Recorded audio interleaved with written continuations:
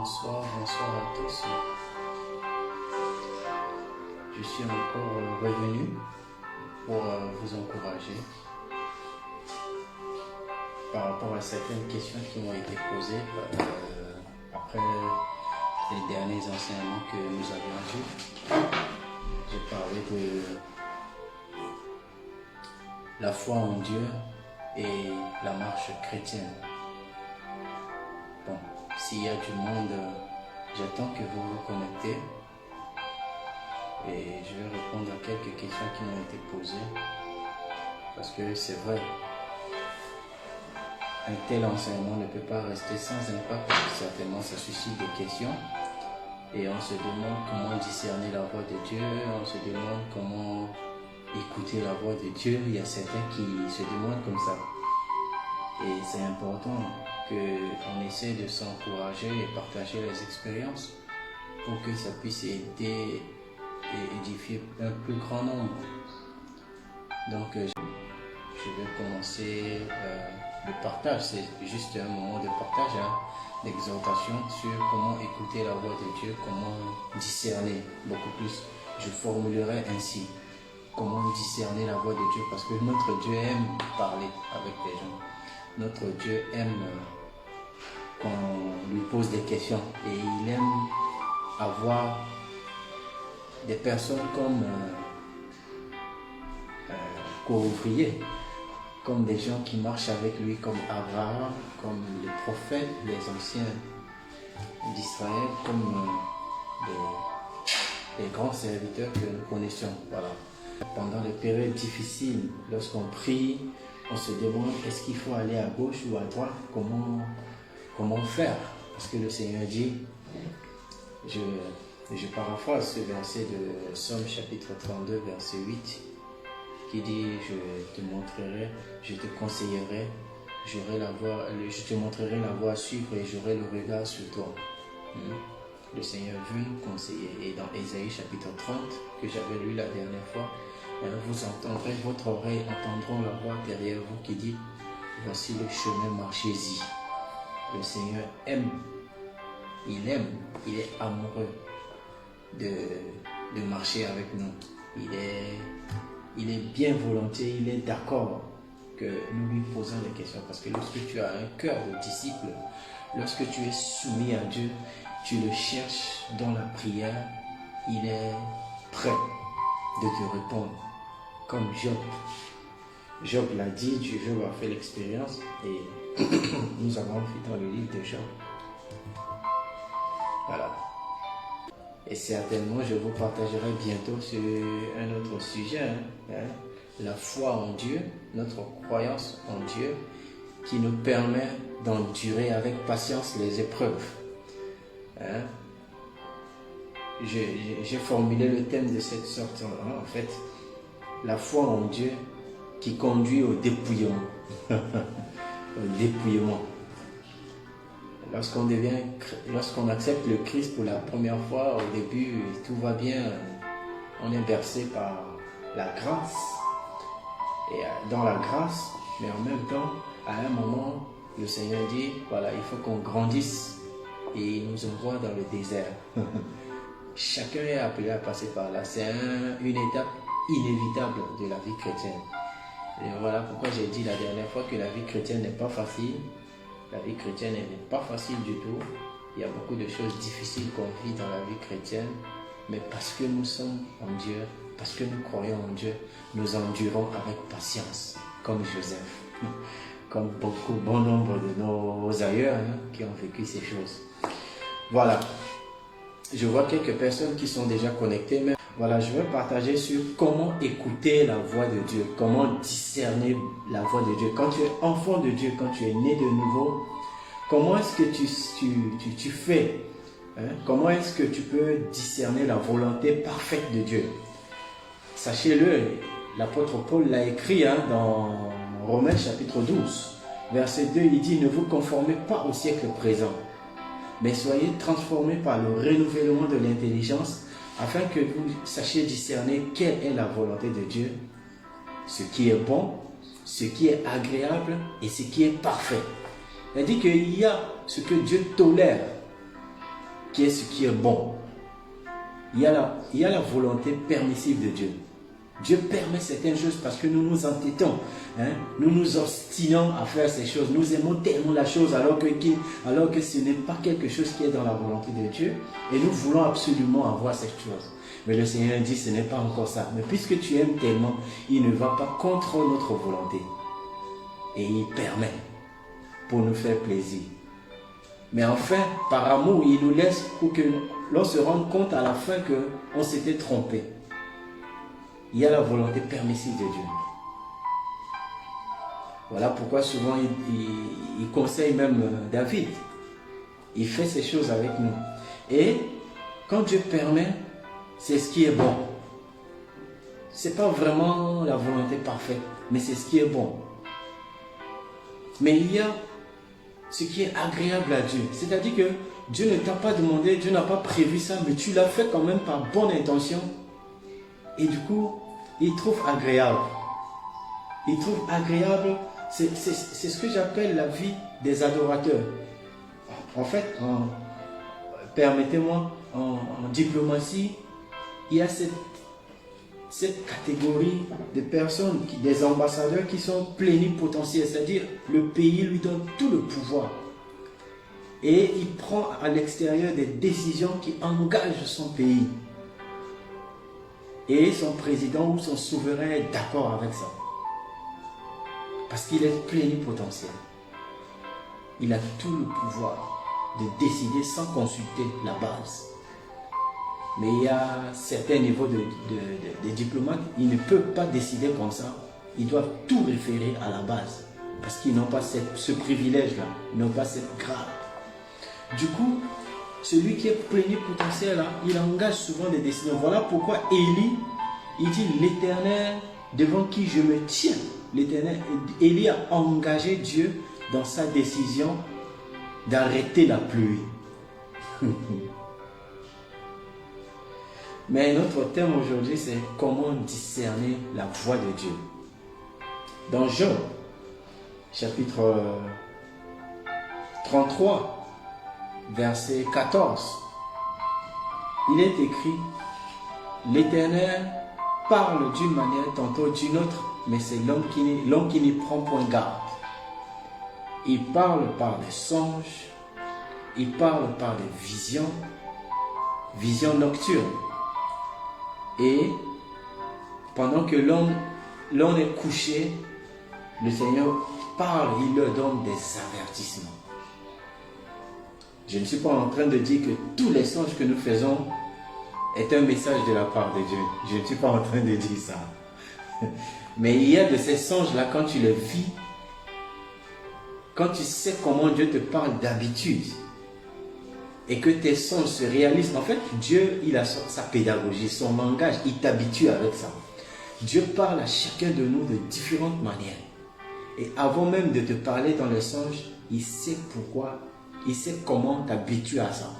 Il te donne des songes depuis ton enfance, tu commences à mûrir là-dedans. Il te donne les interprétations, il te donne même la capacité d'interpréter ça sans effort. Ce n'est pas une chose extraordinaire pour Joseph d'interpréter les songes.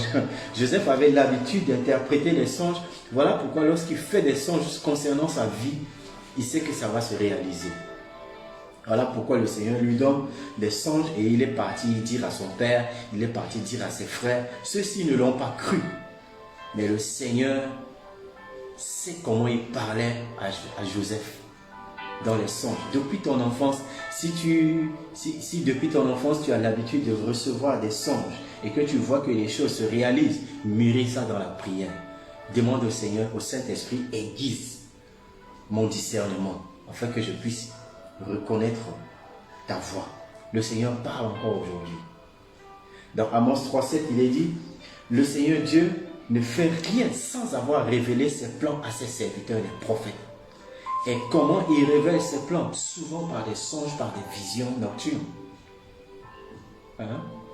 Le Seigneur parle à ses prophètes.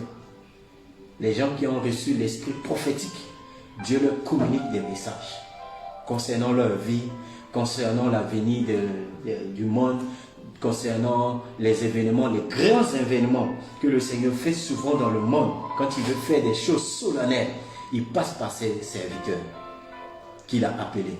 Et sachez que nous avons tous reçu un esprit prophétique aujourd'hui.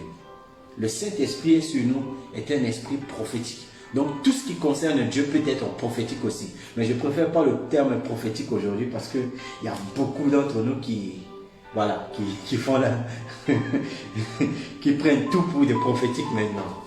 Et ça ne veut pas dire que nous sommes des prophètes tous, non. Nous recevons des messages de la part de Dieu, c'est une grâce. Mais aujourd'hui, j'aimerais vraiment que vous sachiez que notre Dieu, il parle encore aujourd'hui. Il parle d'une manière tantôt d'une autre, mais c'est l'homme qui ne prend point garde. En dehors des visions, en dehors des songes par lesquels Dieu parle aux hommes, il y a aussi la conviction intérieure. Ce qu'on appelle la conviction intérieure, c'est-à-dire cette paix que le Seigneur donne après avoir écouté quelque chose, après avoir reçu quelque chose, tu reçois une paix du cœur.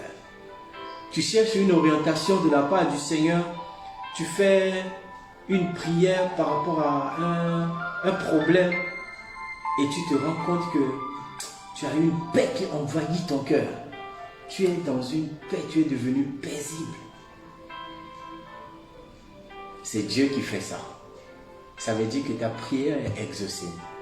Le Seigneur a son langage et il faut comprendre le langage du Saint-Esprit pour marcher avec Dieu. Parce que quand tu marches avec Dieu, tu cherches sa volonté, tu es soumis à lui et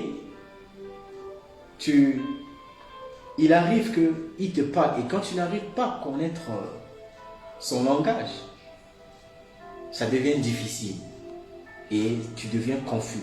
Mais par la grâce de Dieu, par la pédagogie de Dieu, il nous initie à son langage. Le langage spirituel, il nous initie, il parle dans nos cœurs. Dans Somme, il est dit, tel est l'homme qui craint l'Éternel. Il trouvera le chemin tout tracé dans son cœur. Voilà pourquoi j'ai l'habitude souvent de dire à quelqu'un, garde ton cœur plus que toute autre chose, car de lui viennent les sources de la vie. Le Seigneur te parle dans ton cœur. Tu peux discerner la voix de Dieu dans ton cœur.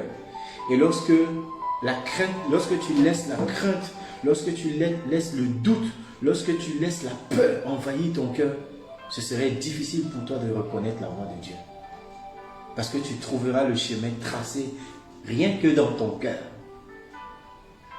Quelqu'un est avec moi? Envoyez les pouces s'il vous plaît, partagez. Il y a beaucoup de choses à dire. Je suis en train de monter. Dans Philippiens, il est dit, ne vous inquiétez de rien. Mais en toute chose, faites connaître vos besoins à Dieu par des prières et des supplications, avec des actions de grâce. Et la paix de Dieu qui surpasse toute connaissance, la paix de Dieu qui surpasse toute intelligence, gardera vos cœurs et vos pensées en Jésus-Christ. Waouh! La paix de Dieu. Ne vous inquiétez de rien. Celui qui est soumis à Dieu, celui qui marche avec le Seigneur, celui qui marche avec le divin, avec le prophétique, il soumet ses problèmes à Dieu par la prière. Ne vous inquiétez de rien. Lorsque l'inquiétude vient envahir ton cœur, lorsque l'inquiétude, la peur, le doute, la crainte viennent envahir ton cœur, c'est pour te troubler, afin que tu ne puisses pas reconnaître les langages de Dieu. Alors que Dieu veut te parler, Dieu veut te guider, Dieu veut te montrer le chemin. Cherchez la face de Dieu. Je suis venu aujourd'hui pour vous donner des clés qui peuvent vous permettre de reconnaître la voix de Dieu. Comment le Seigneur vous parle habituellement, vous le saurez dans votre cœur. En fait, tu le sauras dans ton esprit. Tu as l'impression d'écouter audiblement. Mais non, il te parle dans ton esprit. Tu ne peux pas l'entendre, mais tu sauras que c'est lui qui te parle. Et si tu veux vraiment écouter la voix de Dieu, si tu veux vraiment entendre les langages de Dieu, il faut s'y préparer. Il faut être initié à écouter la voix de Dieu, à entendre les sifflements de l'esprit, les signes que Dieu envoie. En dehors de cette paix intérieure que le Seigneur donne, il y a aussi les circonstances de la vie. Les circonstances de la vie. Beaucoup aux serviteurs de Dieu, Dieu leur parle par des circonstances de la vie. Hein? Tu es là et tu partages avec quelqu'un, tu as un souci, tu partages et puis quelqu'un te donne une parole. Un frère en Christ surtout, quelqu'un qui est né de nouveau, les aînés dans la foi. Voilà pourquoi on nous encourage souvent lorsque tu as des problèmes, lorsque tu as des difficultés, lorsque tu es au croisement. Tu cherches la face de Dieu, tu écoutes Dieu. Mais lorsque le Seigneur n'arrive pas à te parler directement, il parle aussi aux aînés dans la foi. Quelqu'un qui t'est proche, quelqu'un qui a de l'estime pour toi, quelqu'un qui ne va pas te juger, quelqu'un qui ne va pas te dénigrer, qui ne va pas diffamer ton histoire, mais qui a du respect pour toi. Dieu peut te parler au travers de lui. Ne sous-estimez pas les frères et sœurs en Christ dans la foi. Voilà pourquoi j'ai l'habitude de dire que nous ne sommes pas nés chrétiens dans une bulle. On n'est pas chrétien tout seul, mais on est chrétien dans une communauté. Dieu met tout autour de nous des gens avec qui nous pouvons échanger, des gens avec qui nous pouvons partager nos soucis. Les pasteurs, les serviteurs de Dieu, des gens qui ont mûri dans la foi, qui sont passés par les mêmes problèmes que nous. Dieu les met là, parfois pour nous parler. Mais je ne suis pas en train de dire que c'est obligatoirement par ces personnes. Parce que si Dieu n'a pas de problème avec toi, je ne vois pas pourquoi il va parler à quelqu'un d'autre pour te donner. Mais lorsque tu n'arrives pas vraiment à recevoir le message, le Seigneur passe par des voix et il passe même par des individus pour te parler. Soyons disponibles à écouter la voix de Dieu. Le Seigneur nous aime. Le Seigneur nous aime. Il nous parle aussi par des aînés dans la foi. Il nous parle également par des personnes qui ont la crainte de Dieu et qui ont une relation étroite avec le Seigneur. Dieu leur donne des paroles de connaissance concernant certaines personnes. Et du coup, c'est lorsque le Seigneur donne ces choses comme ça, c'est qu'il est prêt à donner la solution. Et ça affermit la foi. Cette expérience d'écouter la voix de Dieu, d'avoir des messages de la part de Dieu, ça affermit notre foi. Ça permet que nous puissions rester sur la ligne que nous continuons à suivre. Parce que ces éléments ne manquent pas. Les difficultés, les aléas de la vie découragent la foi. Mais lorsque tu reçois ces choses de la part de Dieu, ça te motive, ça te stimule, ça stimule la foi et ça te permet de continuer à avancer.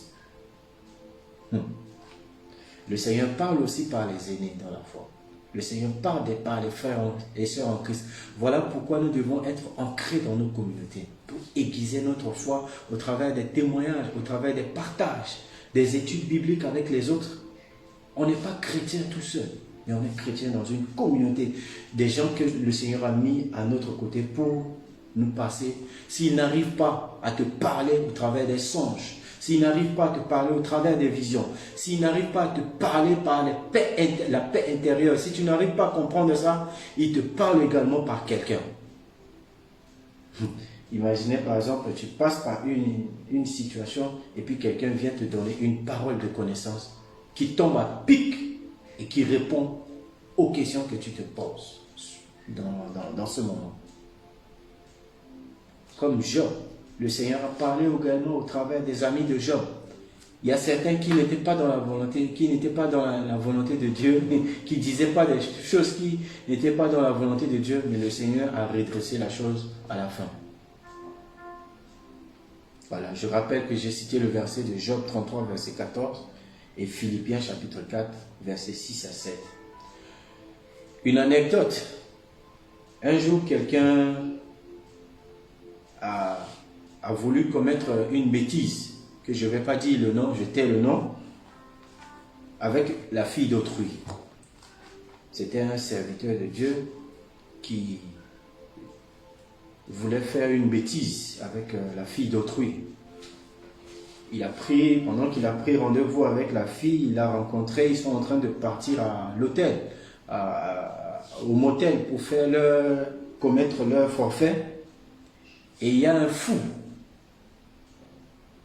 qui est venu, et puis il commence à tracer la ligne à son pied.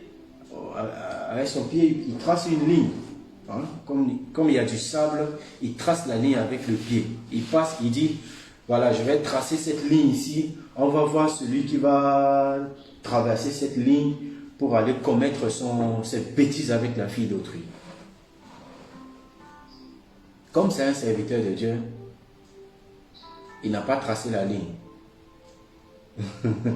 Quand on était enfant, souvent quand on veut lancer un ultimatum à un adversaire qui veut se battre avec nous, on trace une ligne. Il dit, si tu es garçon, tu traverses la ligne. En fait, c'est ce que le fou a fait. Il a tracé la ligne et puis il dit, on va voir celui qui va traverser cette ligne-là pour aller commettre ses bêtises avec la fille d'autrui. Et voyant ce que le fou a fait, le serviteur de Dieu s'est arrêté de l'autre côté de la ligne. Il dit, je ne traverse pas. La fille lui dit, mais viens, c'est un fou. Il fait ça comme ça. Tu viens, non? Il dit, non, je ne peux pas faire ça. Dieu m'a parlé. Je ne vais pas commettre cette bêtise. Et il s'est retourné, il est rentré chez lui en pleurant. Pour dire que voilà, dans les circonstances de la vie, les choses qui arrivent ne sont pas anodines. Certaines choses qui nous arrivent dans nos vies ne sont pas anodines. C'est aussi ça le langage de Dieu. C'est aussi cela. Le Seigneur parle aussi par les circonstances de la vie. Il y a certaines souffrances par lesquelles le Seigneur nous fait passer et nous pensons que c'est anodine. C'est aussi le langage de Dieu. Il y a certaines choses bizarres, je ne sais pas, que nous pensons être des injustices ou quelque chose comme ça. Joseph est passé par là. Le langage de Dieu. Ne méprisez pas les circonstances de votre vie. J'aimerais dire à quelqu'un, ne méprisez pas les circonstances de votre vie. Notre Dieu, il est souverain. Il est alpha, il est oméga. Il maîtrise notre histoire du début à la fin. Il sait ce qu'il fait. Ne méprisez pas les circonstances de votre vie. Tout ce qui vous arrive n'arrive pas au hasard. Le Seigneur est fidèle. Et il parle au travers de ces choses qui nous arrivent. Voilà pourquoi j'aimerais encourager quelqu'un à continuer à chercher la face de Dieu. Si tu as des questions, pose-les à ton Père. Si tu as une bonne relation avec lui, qu'est-ce qui t'empêche de lui poser des questions? C'est aussi ça la foi. Quand tu es soumis à Dieu, parce que la foi nous emmène à nous soumettre à Dieu et recevoir les directives de lui. Dernièrement, je vous ai parlé de faire les choses, aie soin de faire selon le modèle qui t'a été montré à la croix, à la montagne. Et Jésus est notre modèle parfait. Et nous avons vu le secret de la réussite de Jésus, c'est en Jean chapitre 15, en Jean chapitre 5, verset 19, où Jésus dit, le Fils, en vérité, je vous le dis, le Fils ne peut décider lui-même de ce qu'il doit faire. Mais il ne fait que ce que le Père lui dit de faire, car tout ce que le Père fait, il le montre également au Fils. Et ce modèle nous est donné pour que nous puissions vivre notre vie de foi en Dieu. Ne tâtonnons pas dans la vie, bien-aimés. La vie chrétienne n'est pas une vie de tâtonnement. Waouh, je suis en train de monter. Le fait de recevoir quelque chose de la part de Dieu, le fait de recevoir un signe, le fait de recevoir un message de la part de Dieu, nous donne d'avoir une résolution ferme dans notre vie. Job a dit, à tes résolutions répondra le succès. Lorsque tu reçois de la part de Dieu, tu es ferme sur ça. Lorsque tu reçois une chose de la part de Dieu, ça affermit ta foi. Et ça te permet de rester ferme sur ta conviction parce que tu sais que ça vient de Dieu. Et surtout quand il y a une preuve palpable. Je prends une anecdote juste de l'histoire de l'aveugle né. En Jean chapitre 9. Jean chapitre 9 à partir du verset 21. Le monsieur, quand on l'a chassé de la synagogue, il dit, et on le rappelle encore, on appelle ses parents. On dit, dites-nous comment votre fils il a recouvert la vue. Il est né aveugle, oui, il est né aveugle. C'est notre fils, oui, c'est notre fils. Mais comment a-t-il recouvert la vue? Comment il a recouvert la vue? On ne sait pas. Mais demandez-lui, il est garçon, il est grand pour se défendre, il peut répondre de ce qui le concerne. On l'appelle encore, on dit, montre-nous, dis-nous, toi, comment tu as recouvert la vue? Il dit, je vous ai dit, mais vous ne croyez pas. Vous voulez devenir ses disciples? On dit, non, on n'est pas ses disciples, mais toi, tu es son disciple. Tu es fou. Et le monsieur, il dit, ils disent que voilà, Jésus n'est pas venu de Dieu, tout ça, il chasse les démons par Belzébul. Et puis, c'est par ça qu'il a fait recouvrir la vue à ce monsieur. Mais le monsieur, il a dit une chose qui m'a beaucoup marqué. Il dit, nous savons que Dieu n'exauce pas les pécheurs. Dieu n'exauce point les pécheurs. Et vous pouvez dire tout ce que vous voulez.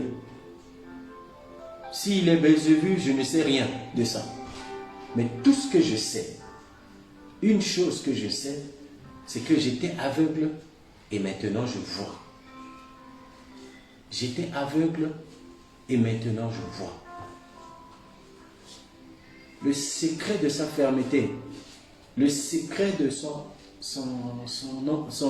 persévérance dans la foi se trouve dans cette confession. Vous pouvez dire tout ce que vous voulez, mais moi je sais une chose. Bien-aimé, dans ta relation avec Dieu, soyons sincères, dans ta relation avec Dieu, depuis que tu as cru au Seigneur, qu'est-ce que tu sais? Qu'est-ce que tu sais et que personne ne peut t'enlever? Qu'est-ce que toi-même tu sais et que personne ne peut te dire le contraire? Les amis de Daniel, Shadrach, Meshach, Abed-Nego, dans Daniel chapitre 3, leur confession de foi, ils ont dit, ô roi, sache que nous ne voulons pas répondre à tes questions, à ton exigence. Tes statues là, nous ne les adorons plus. Mais nous savons que notre Dieu que nous prions, que nous servons, il est capable de nous sauver. Mais même s'il ne le fait pas, nous n'adorerons pas tes dieux. Ceux-là, ils savent quelque chose. Ils connaissent leur Dieu et ils sont restés fermes. Qu'est-ce que toi tu sais de ton Dieu? A-t-il répondu à une de tes questions un jour? Comment tu marches avec Dieu? Est-ce que tu décides là-bas, tu vis ta vie, tu fais ton plan et lorsque ça commence à chauffer maintenant, tu viens commencer à prier? Beaucoup d'entre nous se servent de Dieu comme ça. Comme des personnes qui sont déifiées et puis Dieu il est humanisé. Dieu est devenu leur serviteur, il est le pompier. Qu'est-ce que tu sais? Je suis venu encore pour te dire que Dieu parle encore. Dieu veut marcher avec quelqu'un. Il est fidèle. Et tâchons de le chercher. Ne nous engageons pas dans une histoire avant d'avoir consulté Dieu. Quand tu es disciple, quand tu es serviteur, tu as un cœur soumis à Dieu. Tout ce qui te concerne doit être soumis. Et j'ouvre une parenthèse ici pour parler à ceux qui servent Dieu. Savez-vous pourquoi Jésus dit en Matthieu chapitre 7, verset 21, en ce jour-là, beaucoup me diront, Seigneur, Seigneur, n'avons-nous pas chassé les démons en ton nom? N'avons-nous pas prophétisé en ton nom? N'avons-nous pas fait ceci en ton nom? N'avons-nous pas fait cela en ton nom? Je leur dirai, éloignez-vous de moi, vous qui commettez l'iniquité. Beaucoup de gens prétendent servir Dieu, mais ils ne servent pas Dieu selon le modèle parfait, selon le modèle qui leur a été montré. Jésus nous a montré ce modèle. Il dit en Jean chapitre 5, verset 19, en vérité, le Fils ne fait rien de lui-même, ne décide rien de lui-même, mais il ne fait que ce que le Père lui dit de faire, car ce que le Père fait, il le montre au Fils, parce qu'il est le Fils. Tâchons de consulter le Seigneur avant de concevoir une prédication. Tâchons de consulter le Seigneur avant de mettre en place un programme. Tâchons de consulter le Seigneur avant d'établir un plan d'action et sortir un thème ou quoi que ce soit. Consulte le Seigneur. Parce que si tu t'aventures à faire des choses par-ci par-là pour impressionner les gens, pour montrer que voilà, c'est toi qui connais, pour montrer que voilà, toi aussi tu as appris. Mais le Seigneur dit, mon juste vit par sa foi. Et la foi, c'est faire confiance en Dieu, même pour les moindres choses. Cette parole s'adresse à moi et ça s'adresse aussi à tous ceux qui y servent le Seigneur. Beaucoup de choses que nous faisons, soi-disant au nom de Dieu, ne sont pas vraiment des choses qui sont engagées par Dieu, qui sont données par Dieu. Parce qu'on ne prend pas le temps de l'écouter. On ne prend pas le temps de le consulter. On ne prend pas le temps de prier. Et on se met à faire des choses. On est dans l'activisme. Sortons de l'activisme, bien-aimés. Sortons de l'activisme. Le Seigneur est fidèle. Il nous appelle aujourd'hui dans cette période de pandémique, cette période difficile, à affermir notre relation avec lui.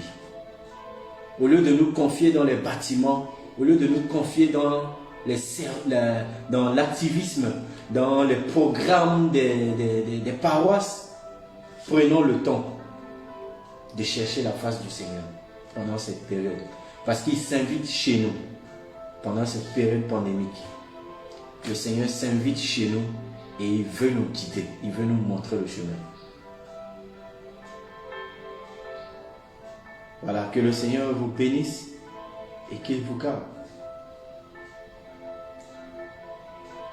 Je rappelle que notre thème aujourd'hui, c'était comment discerner la voix de Dieu.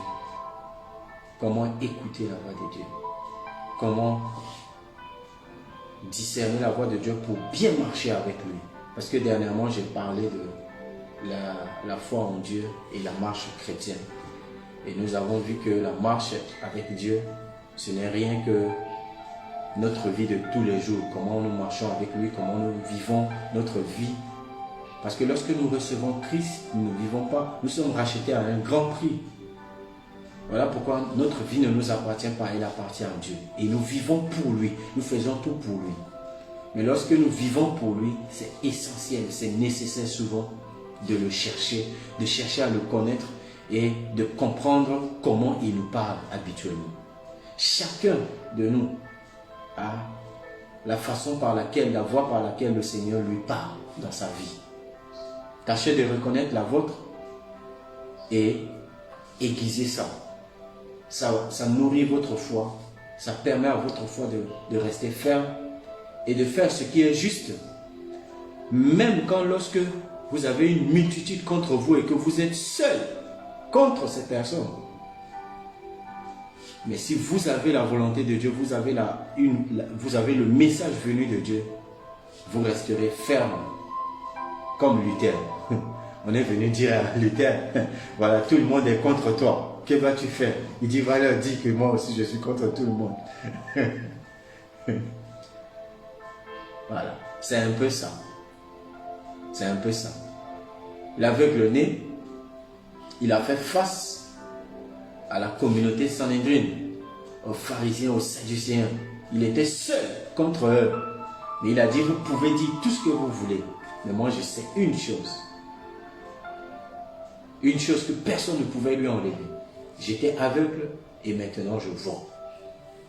Et maintenant je vois. Et après Jésus le reprend. Il dit, crois-tu au Fils de l'homme? Il dit, Seigneur, montre-le-moi pour que je puisse croire en lui. Il dit, le voici devant toi.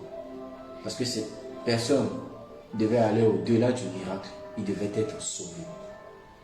Voilà. Beaucoup de gens aujourd'hui se mettent à faire des miracles, à chercher des miracles. Voilà. Au nom de Jésus. Au nom de Jésus, tu peux faire le miracle, ça marche. Mais Jésus dit, ce ne sont pas tous ceux qui font ça qui entreront dans le royaume des cieux. Mais ceux qui font la volonté de mon Père. La volonté de Dieu est que tu fasses ce qui est juste. Et que tu fasses ce qu'il attend de toi à ce moment-là. En ce moment-là, il y a la volonté parfaite de Dieu. Il y a chaque chose que Dieu a établie en son temps. Et il veut que nous fassions sa volonté. Sa volonté se trouve dans le besoin du moment. Voilà pourquoi lorsque le diable demande à Jésus de faire un miracle qui n'était pas prévu, de transformer le pain, la pierre en pain, Jésus dit, il est écrit, l'on ne vit pas seulement de pain, mais de toute parole que Dieu prononce. Ce miracle n'était pas prévu en ce moment. Ce n'était même pas le moment de faire ça. Mais cela n'a pas empêché Jésus, après, de multiplier le pain pour les gens. Ils ont mangé du pain. C'est pour dire que Dieu a prévu chaque chose en son temps. Tâchez de les reconnaître. Tâchez de chercher sa faute avant de pouvoir faire quoi que ce soit pour Dieu. Beaucoup de gens s'aventurent. Ils peuvent faire des miracles. Mais des miracles qui n'étaient pas prévus, ça devient péché. Ça devient péché. La bataille se gagne dans le genou fléchi. Tâchons de servir Dieu convenablement. Parce que Dieu a fixé chaque chose en son temps. Et si tu ne sais pas discerner la voix de Dieu, si tu ne sais pas écouter, si tu ne sais pas comment Dieu te parle, tu passeras à côté de ta vie chrétienne. Voilà comment il faut faire ce qui est juste. Également, lorsque Jésus venait à Jean-Baptiste pour se faire baptiser, Jean-Baptiste a refusé de baptiser Jésus.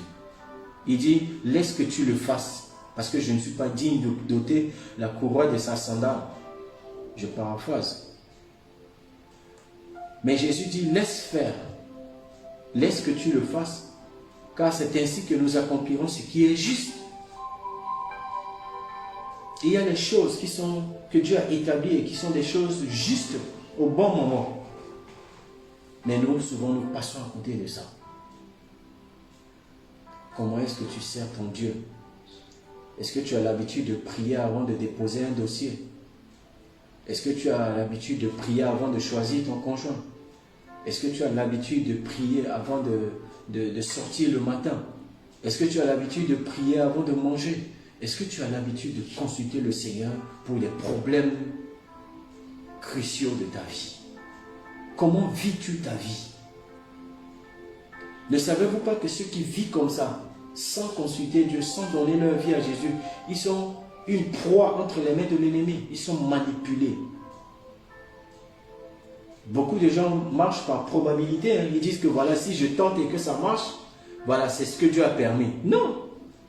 Des fois, tu peux tenter plusieurs choses qui marchent en même temps. Mais comment sauras-tu que c'est ce que Dieu a prévu que tu fasses ou comment tu dois choisir là-dedans la volonté parfaite de Dieu?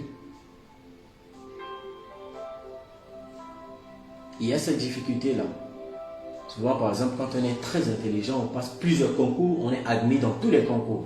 Et tu ne sais pas comment choisir. Il faut chercher la face de Dieu. Il y a beaucoup d'étudiants qui sont dans ces cas-là. Ouais. Il faut consulter le Seigneur. Chercher la face de Dieu nous met à l'abri des erreurs. Et ne pas dire un jour, si je savais.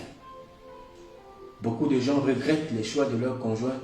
Beaucoup de gens regrettent parce qu'ils n'ont pas la plus-value de la foi qui les soumettent à Dieu, qui leur permettent de prier d'abord avant de choisir la personne. Et après, ils commencent à regretter. Ils se rendent compte que voilà, ils sont avec la mauvaise personne. Ne tombez pas dans ce piège.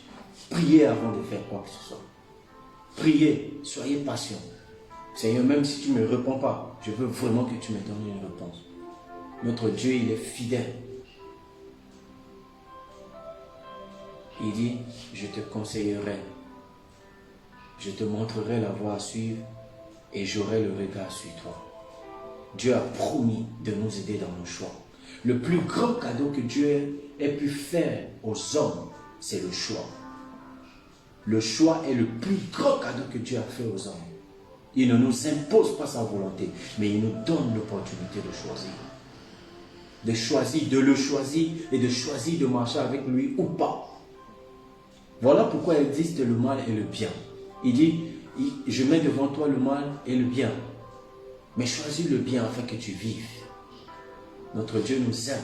Il veut que nous marchions avec lui et il veut nous parler.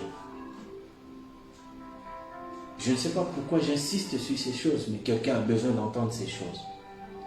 Certains jeunes se plaignent aujourd'hui et se lamentent en disant « Trouver la bonne personne est-il possible encore aujourd'hui? Trouver le bon conjoint ou la bonne conjointe est encore possible aujourd'hui. » Nous parlerons de ces choses un jour. Mais je vous recommande de commencer à prier. Il y a cette prière préventive que l'on peut faire et qui nous met à l'abri des erreurs. La prière préventive. Alors que tes enfants ne sont pas encore nés, tu pries déjà pour eux. Alors qu'ils n'ont pas encore étudié, tu commences déjà à prier pour eux. Alors que tu n'as pas encore rencontré la bonne personne, tu commences déjà à prier pour ça, pour la personne. Et Dieu qui est juste et fidèle, il entend nos prières. Il entend nos prières. Il nous aide, il vient à notre secours. Même quand nous nous trompons, il fait de son mieux pour nous ramener au contact de la bonne personne. Voilà, il y a des questions que beaucoup de jeunes se posent aujourd'hui et qui se cherchent. Il y en a qui cherchent du boulot, il y en a qui cherchent un endroit pour s'installer, un bon endroit pour vivre avec sa famille. Et beaucoup qui ne connaissent pas ces choses et qui n'ont pas la foi en Dieu, qui n'ont pas confiance en Dieu, ils se mettent à traverser la Méditerranée et ils perdent leur vie à cause des mauvais choix. Dernièrement, j'ai vu sur les réseaux sociaux une fille qui a une boutique de manicure, pédicure, elle vend des choses, elle a vraiment évolué dans ses affaires. J'étais le nom du pays. Et elle a un capital de millions, des millions. Elle prend cet argent, elle fait une tentative de traverser en Europe et elle est morte dans le désert. Ces clients qui venaient acheter à la boutique, ils se sont aperçus que la boutique est fermée. Et on leur dit que voilà, la propriétaire est morte dans le désert. Elle tente d'aller en Europe et elle est morte dans le désert. Nos frères migrants font la vidéo pour dire que voilà, on ne peut pas sacrifier 40 personnes pour elle. On ne peut pas sacrifier 40 personnes pour elle. Elle est fatiguée, elle est là, nous faisons la vidéo pour que vous puissiez envoyer à sa famille. On peut dire que c'est Dieu qui l'a envoyé. Quelqu'un qui vend des choses, qui a un capital de millions et qui tente de traverser illégalement pour aller en Europe et qui est morte. Ça m'a fait mal. Ça m'a fait mal. J'aimerais inviter quelqu'un à soumettre son choix à Dieu. Si tu es vraiment disciple, si tu es vraiment né de nouveau, si tu as vraiment confiance en Dieu, soumets tes choix à Dieu dans la prière. Et Dieu, qui est fidèle et qui est compatissant, qui est le Dieu de grâce, saura comment te montrer le chemin. Il a promis de le faire et il va le faire avec toi. Et si tu es serviteur de Dieu, si tu veux t'aventurer dans des projets, dans des choses, le Seigneur Dieu dit en Amos 3,7 qu'il ne fait rien sans avoir révélé ses plans à ses serviteurs, les prophètes.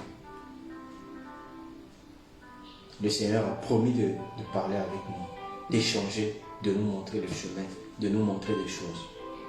Et le comble, c'est qu'il dit en Jérémie 33,3, il dit « Invoque-moi, je te répondrai. Je te révélerai des choses cachées. » Il y a beaucoup de ces versets chics là, ces promesses là. concernant notre relation avec Dieu, notre communication avec Dieu, sur lesquels nous pouvons nous appuyer pour invoquer le Seigneur. Voilà. C'est un encouragement. J'ai pris ce temps pour vous encourager parce que après le dernier message, il y a eu des questions. Comment marcher avec Dieu, comment écouter la voix de Dieu, comment discerner la voix de Dieu. Toutes ces questions, j'ai bien voulu répondre aujourd'hui pour qu'un bon nombre soit édifié. Voilà pourquoi j'ai fait ce live. Que le Seigneur vous bénisse, que le Seigneur vous garde et que la paix de Dieu soit votre partage. J'aimerais prier. Si tu es là et que ce message t'interpelle, mets juste ta main sur ton cœur et si tu veux recevoir le Seigneur afin qu'il puisse communiquer avec toi, reçois-le comme ton Seigneur et Sauveur. Invite-le dans ta vie et laisse-le être le Seigneur de ta vie. Le Seigneur, c'est celui qui décide et nous sommes les serviteurs. Laisse-le être le Seigneur de ta vie. Ne t'aventure pas à aller à gauche ou à droite. Laisse-le décider des événements de ta vie. Et lorsque tu es dans un combat, livre le bon combat de la foi. Le bon combat de la foi, c'est dans le genou fléchi. Et dans la quiétude et la sérénité et la paix. Parce que le Seigneur dit, c'est dans le calme et le silence que viendra votre délivrance. Restons dans la foi. Ne jouons pas. Ne nous aventurons pas. J'aimerais prier. Seigneur, merci pour cette occasion que tu nous donnes de nous exhorter encore. Que ta parole, Seigneur, soit arrosée par ton esprit en ce soir. Quelqu'un qui se pose des questions, Seigneur, je prie enfin que tu lui montres la voie. Que tu le guides, que tu le prennes par la main. Il y a beaucoup qui se posent des questions maintenant, Seigneur. Sur la question du choix de conjoint. Je prie, Seigneur, pour ceux qui se posent ces questions.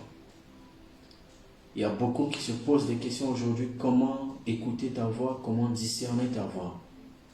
Seigneur, ceux qui marchent avec toi reconnaîtront tes voix.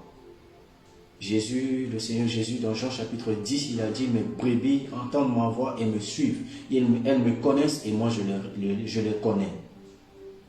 Seigneur, je prie, Seigneur, afin que quelqu'un qui ne t'a pas encore reçu soit convaincu de te recevoir, afin d'être ta brebis, afin de reconnaître ta voix, Seigneur. Aide-nous à marcher dans l'obéissance à ta parole. Aide-nous à ne pas nous engager dans une affaire sans te consulter, parce que tu es souverain. Et lorsque tu es le Seigneur, c'est toi qui décides. Nous te rendons grâce. Nous te bénissons. Au nom de Jésus. Amen.